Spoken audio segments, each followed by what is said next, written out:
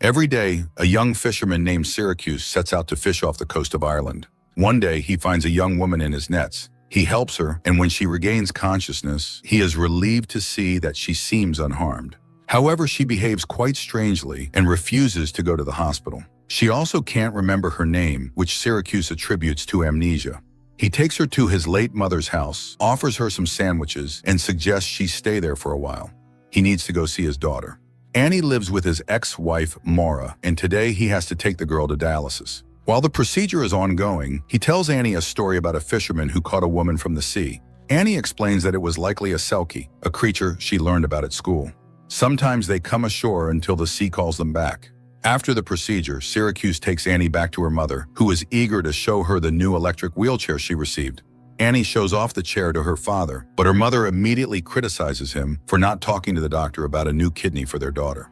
The next morning, Syracuse finds the woman washing clothes in a stream, singing in an unknown language. She asks if she can come with him, and he lets her board his boat. On the way, she says her name is Ondine, which means from the water. Soon, Syracuse's boat stops for lobster fishing, but the baskets come up empty. Ondine begins to sing a song that Syracuse has never heard before, and suddenly every basket is filled with a catch. She helps him pull them out and is surprised when he throws the smaller ones and extras back into the sea. However, she flatly refuses to go with him to the market. He sells the lobsters to the astonished buyers and purchases a dress at a store. Then he heads to pick up Annie from school. On the way home, he continues the story about the fisherman and the woman from the sea. She sings to the fish and he catches them. Both are happy. Annie thinks it's a dream because everything seems like his dream coming true. Moreover, no one knows the language she sings in. After dropping his daughter off at home, Syracuse heads back, not noticing that the curious girl is following him. He gives Ondine some clothes and food when he reaches the house and finds her talking to his father, who asks how long she'll be staying in his house. Hearing that it's up to him, Syracuse decides she'll stay forever to live with him happily ever after, like in the fairy tale he's been making up with Annie. After seeing everything with her own eyes, Annie goes to the library and asks for books about selkies. Meanwhile, Syracuse goes to church to confess, admitting he's an alcoholic, even though he hasn't drunk for over 2 years. Lately, he's been haunted by a dream where he attends the funeral of his ex-wife's new husband, Alex, after which he reunites with Maura, who still struggles with alcohol problems. The priest advises him to see a psychologist, but Syracuse reminds him of the secrecy of confession and tells him that he pulled a woman out of the water with his net. Now he's hiding her from everyone else. The priest asks him to come to Mass as there's no other way he can help him. Meanwhile, Annie is studying legends about selkies. Ondine cleans the cottage and then examines the new things Syracuse brought her. She's particularly intrigued by the fishnet stockings, which she stretches over one hand, making them look webbed. The next day, Annie goes to her grandmother's cottage and sees Ondine swimming. The girl boldly approaches the shore and declares that she knew all along. The story about the fisherman and the selkie isn't a fairy tale. Annie tells her about her illness and asks her to heal her, but Ondine doesn't know magic and says so. The girl asks a lot of questions, and Ondine likes the lively and straightforward child. Annie asks her to always tell the truth, because what's the point of friendship otherwise?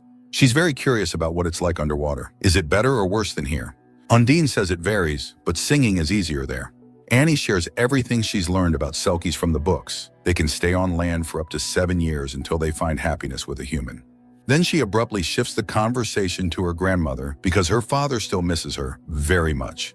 Remembering her mother, Annie prepares to go home, and Ondine asks her to come back again. Syracuse also goes to the library to borrow books about selkies, only to find out that Annie has already taken them.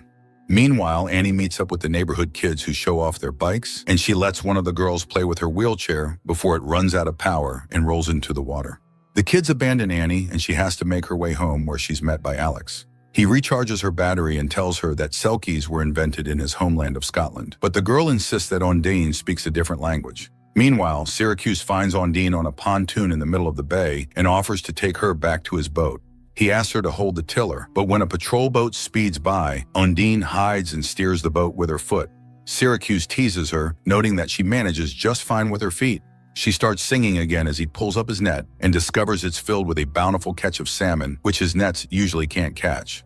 Before he can fully enjoy his luck, Syracuse sees the patrol boat returning. The wildlife officers find the salmon and demand to see the nets he used to catch them. He shows them the usual nets for catching salmon, but they're completely dry, meaning he's telling the truth. However, the men notice Undine hiding in the hold. She confirms that Syracuse caught the salmon in an ordinary net, and they leave the boat. Relieved that the officers believe their story and that nothing happened when Undine was seen by people, they head to the harbor together to sell the catch. Syracuse offers to buy her a gift, and she asks for another dress, which she'll choose herself. On the way to the store, they run into Annie, who's thrilled that their story isn't just a fairy tale. The girl helps Undine pick out an outfit while the townspeople gawk at the pretty stranger through the shop window. Later, Annie arrives at her grandmother's house, which looks festive and cozy thanks to Undine's efforts. Undine offers to teach the girl how to swim, and she agrees since she'll have someone from the sea by her side. They both play in the shallow water when Undine suddenly sees something in the water and asks Annie to get on the raft. She pulls out a bundle, which Annie calls Selkie clothing. According to legend, if she buries it in the ground, she'll be able to stay on land for 7 years, provided her sea husband doesn't come for her. After listening to Annie, Undine buries the find in the greenhouse, and Annie counts the steps to remember the exact spot. Later, she tells her father about it and advises him to watch out for strangers. Meanwhile, they all head to the local festival by boat, and Undine denies Annie's claim that she can grant wishes because she's not really a Selkie. Upset, Annie pretends that her wheelchair brakes have failed and falls off the pier, hoping to test the truth of her words. Undine jumps in to save her and pulls the girl to the surface. Syracuse carries Annie home and hands her over to Maura and Alex. Later, Undine tells Syracuse that the wheelchair's brakes work just fine and that Annie was testing her ability to breathe underwater. He confesses that he used to drink heavily, but one day he returned from a trip to find Annie's mother sleeping next to their unconscious child. They saved the girl, and he decided that one of them had to stay sober at all times. Meanwhile, Maura tells Annie that a dark-haired stranger has been looking for the fisherman's girlfriend, which causes the girl to have a nightmare. Meanwhile, Syracuse and Undine become intimate. Later, he goes to confession and admits to the priest that he sinned with Undine the night before, and now he fears the luck she brings because he's long lost hope for the best. He knows that something wonderful or terrible will happen, and he's afraid of both. After the conversation, the fisherman steps outside and is approached by an unknown man who starts asking questions about Undine. Syracuse ignores him and walks away. That day, he takes Annie to dialysis as usual, but when they return home, no one is there. Maura and Alex have been out drinking at the nearby pub. Syracuse takes the girl there. Finally reaching home, he finds the doors broken in and Undine nowhere to be found. Syracuse searches the shore and eventually finds her hiding. She reminds him of the Selkie's husband and says he's here to take her away. Meanwhile, the intoxicated Maura is riding her daughter's wheelchair and, despite Alex's warnings, is determined to make it home on it. Syracuse hides Undine in a secret cave behind the waterfall, offering to grant her a wish, but her only wish is for Annie to get well, so he wishes for her to be able to stay. Meanwhile, the man searching for Undine is driving around town and gets into a car accident, colliding with a car driven by the intoxicated Maura. Alex is thrown through the windshield. Annie, however, manages to buckle up, but still sustains injuries. Syracuse and Undine, driving by, recognize the car. Syracuse screams and rushes at the medics as they load Annie onto a stretcher to take her to the hospital. Later, they find the girl in the hospital and learn that she's undergoing an immediate kidney transplant from Alex, who, by a stroke of luck, was a compatible match. Meanwhile, the unknown man meets Undine in the hallway. He wonders why she speaks their language because neither of them belongs here. The sea spat her out, but this is not their world. The woman asks him to return home without her. The next morning, Annie wakes up and immediately asks where Undine is. Syracuse reassures her that they'll see her soon. Sometime later, a cremation ceremony for Alex takes place. Maura scatters his ashes over the sea, regretting that this time she can't blame her ex-husband for everything. She asks him to take Annie, but demands that he get rid of Undine, and she forces her husband to drink to Alex's soul. In a drunken state, Syracuse goes to the boat where Undine is hiding and, calling her a Selkie, takes her out to sea where he demands that she return to her husband and sing her songs to him. He takes her to the foot of the lighthouse and continues to insist that she needs to leave. He leaves her there and prepares to sail away, believing that life isn't a fairy tale. People and Selkies can't be together. Undine asks for a chance to say goodbye to Annie, but he sails away. As dusk falls, the log she's sitting on gives her silhouette the appearance of a woman with a tail. Waiting for nightfall, she jumps into the sea. In the morning, the priest wakes up a depressed Syracuse, who realizes he's made a big mistake. He brings Annie from the hospital to his home. The girl comforts him, saying that Undine will come back because she left something here.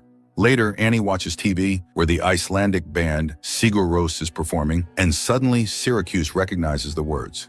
He realizes that Undine was an ordinary woman and rushes to the lighthouse. At first, he can't find her anywhere and runs along the shore, shouting, but soon he sees a fire where Undine is warming herself.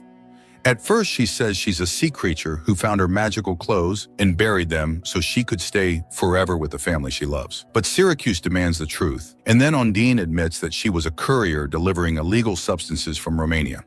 She was in a boat with a backpack full of substances when the police closed in. Her guard threw her into the water because he couldn't swim. She swam until she couldn't anymore, and then she drowned. But she got caught in Syracuse's net.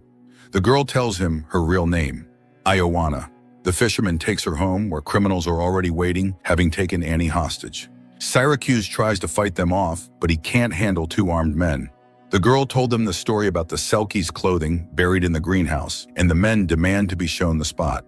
Everyone heads to the greenhouse to dig up the goods, but they find nothing because Annie has hidden the Selkie's clothing elsewhere. Undine promises to stay with Annie, and she admits that she hid the package in the lobster crate. Everyone heads to the boat, but when the criminals lift the basket, Annie reminds Undine that she's a Selkie, and they are not. Undine throws one of the villains overboard. He drowns while Syracuse throws the other Romanian into the water, disarming him.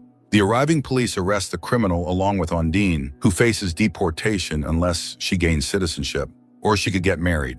Later, Annie goes to confession and says that her father is getting married soon, even though she wasn't a real Selkie. But you can't marry a seal, can you?